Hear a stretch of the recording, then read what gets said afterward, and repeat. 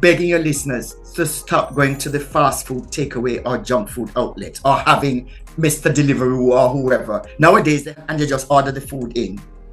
Try and cook your own meals. So you know how much sugar, how much salt, how much saturates, how much oils you're putting in it. Yeah. When you have the delivered stuff, whether it be the pizza, whether it be the a certain type of chicken, whether it be the kebab, that's full of saturates and full of salt and full of sugars and full of oils.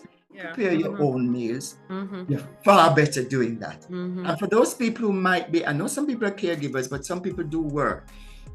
On a weekend when you're off work, prepare 3 or 4 dishes and put them in your fridge or freezer. So on the way home, you have those. Come and just heat up and have more than heading to the fast food, the takeaway, the junk food, Monday, Tuesday, Wednesday, Thursday, Friday.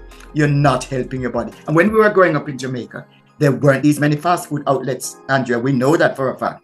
Foods were regularly prepared, which is why so many people now are developing diabetes, especially children, age 13, 14, 15. In my day of growing up in the 60s in Jamaica, no child, one or two had type 1 diabetes, which is when the pancreas itself packs in all together and does not work, so makes no insulin. But that has nothing to do with age or gender or ethnicity or size. That's type 1. Type 2 is progressive. It runs in some families as it does in mine, but with some it's a case of having too much weight around the midriff, preventing the pancreas from doing what it should be doing properly, making the insulin to regulate what goes around the body. And we can't, with type 2, as I said, it's progressive, it runs in families, and even somebody who is thin or skinny, or in Jamaica would I say mager, can also develop type 2 diabetes. So we need to be mindful about how much we're eating, what sort of foods we're eating, and are we doing regular physical activity. Physical activity, what you and most people would say is exercise. But I tend not to use that word because it conjures up images. Tony wants a person to go to the gym. And I'm saying, in the comfort of your home, put on the Bob Marley, put on the soca, put on the hip hop, and just dance and do your limbo.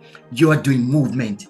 And if at all possible, climb the stairs. You see, when you go to the supermarket, park the car way down yonder and walk from there up to the entrance of the supermarket. Then when you get into the supermarket, don't use the travelator or the lift, because you don't have a travelator or lift at your home normally, unless you live in a high-rise building. In your normal home, you have to use the stairs. And I say your feet were made for walking, so use them.